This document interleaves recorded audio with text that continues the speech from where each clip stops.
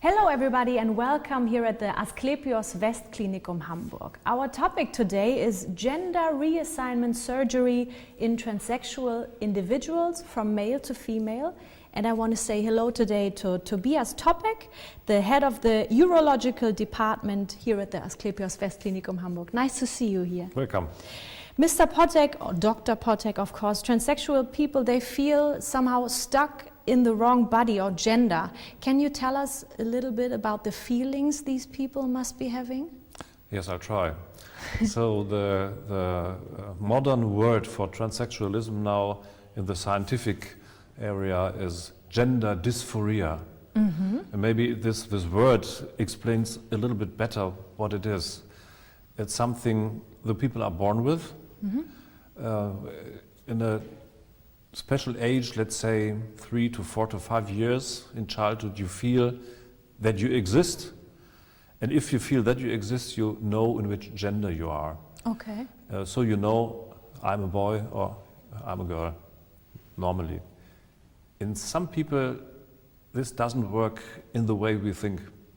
And they develop a difference between their bodies and their gender feeling. Let's say it's a feeling. Mm-hmm. Some of them don't know exactly what happens there, and they feel it after puberty, that they are not the individual gender they have the body of. Mm-hmm. Yeah? So they develop to a boy, but think as a girl. Mm-hmm. And this is a big problem. That has been a big problem for the people, let's say 20, 30, 40 years ago, because in the society it was not accepted that right.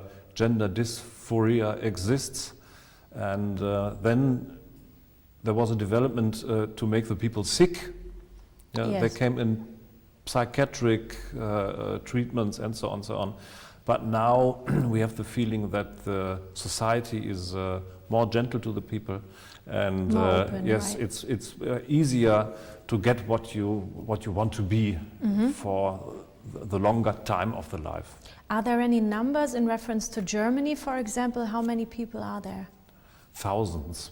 We do not know exactly the numbers because we can count only the people who changed their names, the pre-names from male to female or the other way around, because there is a statistic of the official institutes in the townships, but we don't know how many people live with their gender dysphoria right. and don't tell anything. Okay. But there must be thousands. And we're working on the fact that yes. they can open yes. up yeah, too, yeah. right? Genital adaptation, this is a very complicated type of surgery we want to talk about today, yes. and of course a surgery you are actually able to do. Yes. What made you address this very special issue? What were your intentions? I'm a genital reconstructive surgeon for, let's say, 25 or 30 years now, and a lot of people came to me after gender reassignment surgery they had done somewhere else. Okay. It's a very complicated surgery, and the people have often complications of it. Let's say urethral strictures or vaginal, neovaginal strictures and so on. And for a lot of years I made these reconstructing surgery in these peoples. And I've learned a lot of these techniques, and so there was some time, some years ago, when I was asked if I could do the gender reassignment surgery also. So and that's what you did. Okay. Can you tell us a bit more about the signs of transsexuality or the feelings that people have? We've talked about it a little bit, but are there unmistakable, really special signs that people who are concerned feel, that they know they are stuck in the wrong body somehow? This is there are a lot of different signs they have. If you ask somebody who has this gender dysphoria, they will tell you correctly. They will tell you, I'm a woman, but I have a male body. That's my problem. Okay. But until they come to the point to declare themselves, it lasts a long time. And sometimes they get also psychiatric complications of this life. So it's very important that they have a psychiatric or psychological counseling, a long-lasting counseling, to be really clear that this is the right diagnosis to have gender dysphoria and not something else before one does this surgery, because there is no way back. There's no way back, but there is, on the other hand, there is also no way to just stay in the wrong body, right? You have to do something, otherwise your soul gets sick too. Yes, exactly that is. Okay, yeah. So what treatment options do people concerned actually have today? Except of surgery, you think? No, all of them. You can maybe tell us about some of them, and the surgery too, of course. It's a longer way. If the people decide for their transition, they should be counseled by specialized psychologists. They are called gender specialists. We have in Germany a handful of these people, or let's say 2 handfuls. Okay, so sometimes you have to wait for the first appointments with them. They should have 1 year counseling. All right. This is the minimum time the insurances want to see before they give them the chance to get an operation. And also they have endocrinological treatment with special drugs to change the endocrinological gender. We have, you know, the word hormones in the blood. We have male hormones and female hormones, and it's possible to change the endocrinological shape with medicine. So this should have been done before we are going to surgery. Okay. And if it's time to do the surgery itself, if the time has come, let's put it this way, what complications can occur? Because we've talked about it already. It's a very complicated, long one, probably. Yes, the operation is complicated, and there can be a lot of complications after the operation also. It's a plastic reconstructive operation where we move skin, and always when you move skin, it can get necrosis, and most complications are growing up by necrosis and infection. And can the risk be reduced in any way? Do you use a certain technique, for example? We have a special technique. Yeah. Okay. So let me explain you the surgical technique, signing the anatomy first. First we have to think of is the bladder, and below the bladder is the prostate. In these people who had an endocrinological treatment, the prostate shrinks to a very small size. We don't have to treat it. Some ask always, what's with the prostate? Has it to be removed too? But we leave it in the place where it is. And the urethra is going through the prostate like this. And it ends in the glands of the penis.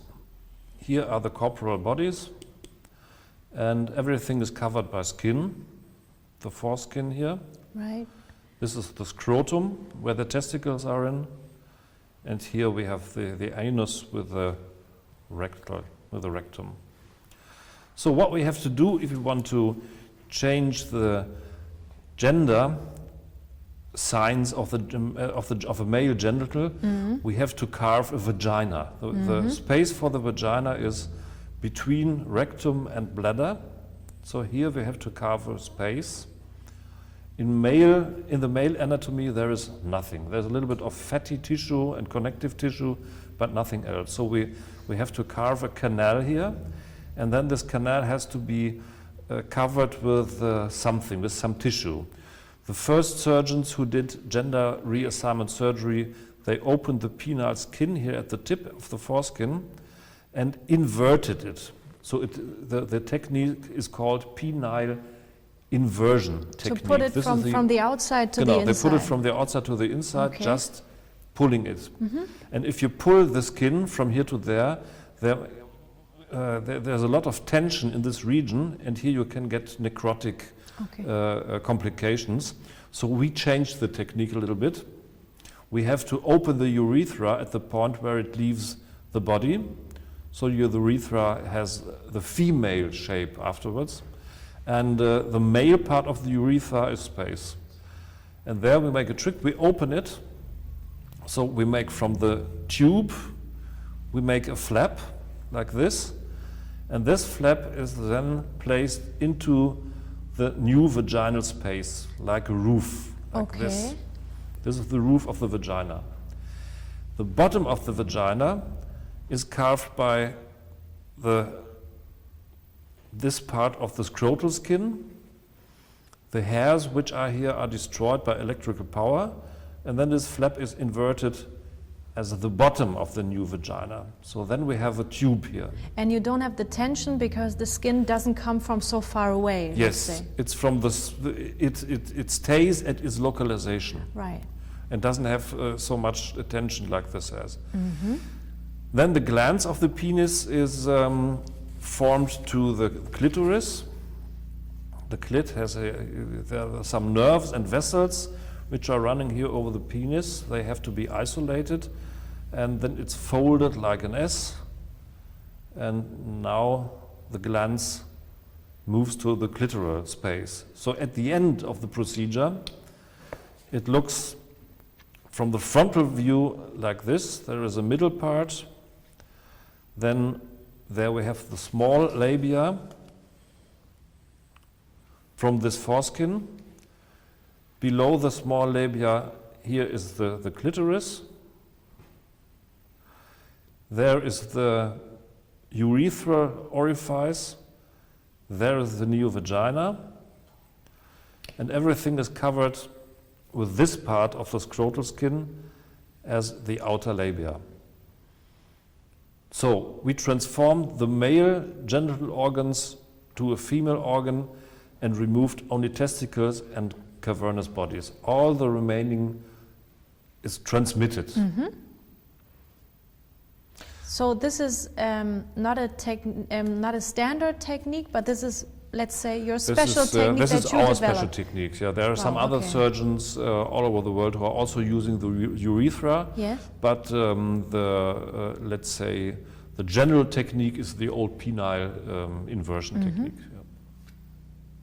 So at the end operation, there will be a catheter here in the bladder, another one through the suprasymphysic region to drain the urine so that it can't run over the wounds for the first days after the operation. Everything is closed with dressings, and we make 2 dressings after 4 days and 8 days in anesthesia. And then the patients have to learn to treat themselves. They have to put something into the new vagina to dilate it, to hold it on the space, that it doesn't shrink afterwards. And this they have to learn, and if they are able to treat themselves, they can go home. So we have a time in the hospital of in average between 2 and 3 weeks. Okay, and what about complications after the surgery? Complications can occur anywhere where you move skin. It has to find its place. There have to be new vessels which are connecting the bed of the graft and so on. And the problem are the first 2.5 weeks. In this time, there can arise complications like necrosis. Yeah. But in this time, they are here anyway at your place, yes. so you supervise all of your patients then. Okay. So what can be achieved with that kind of surgery? Is it more or less a visual effect, or can people really feel the way a woman feels? And can you have normal sexual intercourse? What about the life after the surgery? This is very, very different. The expectations are different, and the results also. The aim is to have a normal life in the gender you want to have. That's it. With the full sensitivity of the genital organs, and also with the ability to have sexual intercourse with a male partner, if they want.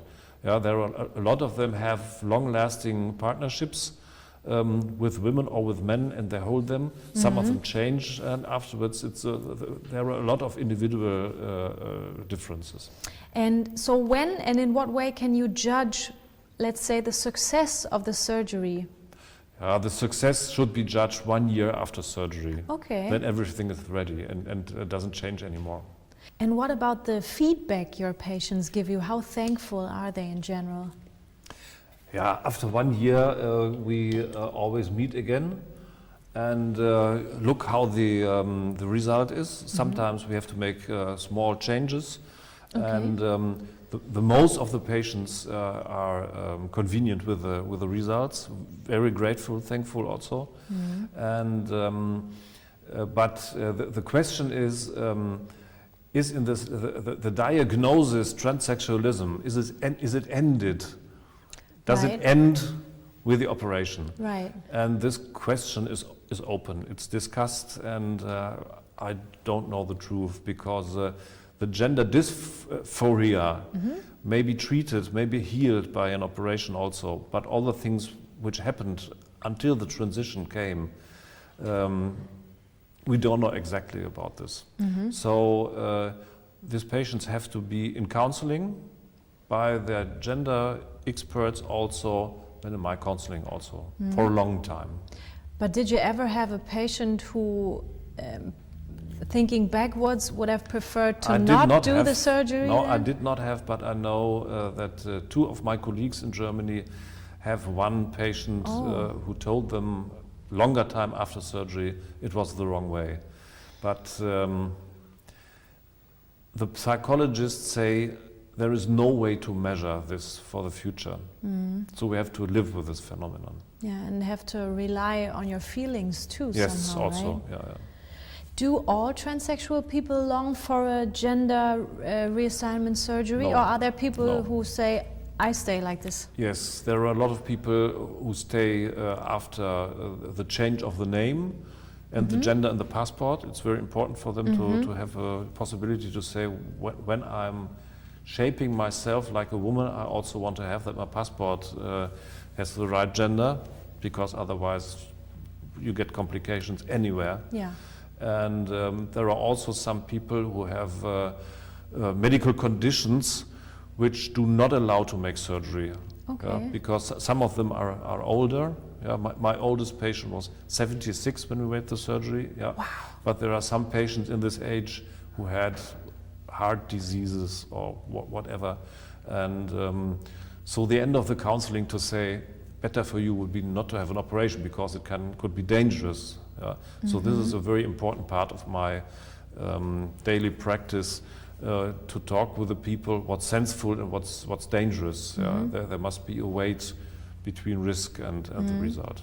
But I can imagine you always have a very close relationship to the individual patient, right? Because you need a lot of counseling, talking. There is so much to be done. This is in all patients with genital surgery. They have to trust their surgeons. Yeah. Right.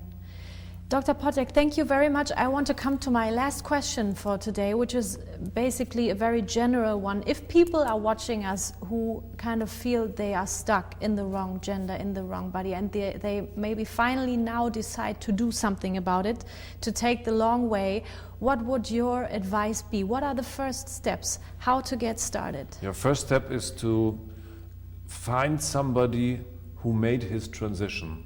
So, for my opinion, the self-aid groups have a very, very important, are very important for these people. All over the world there are self-aid groups. This should be the first step, and they should talk with other people how they managed their way, with which complications also, with which help they had, and then they have to look in their surrounding for a gender expert. If somebody doesn't know how to find them, can send me an email.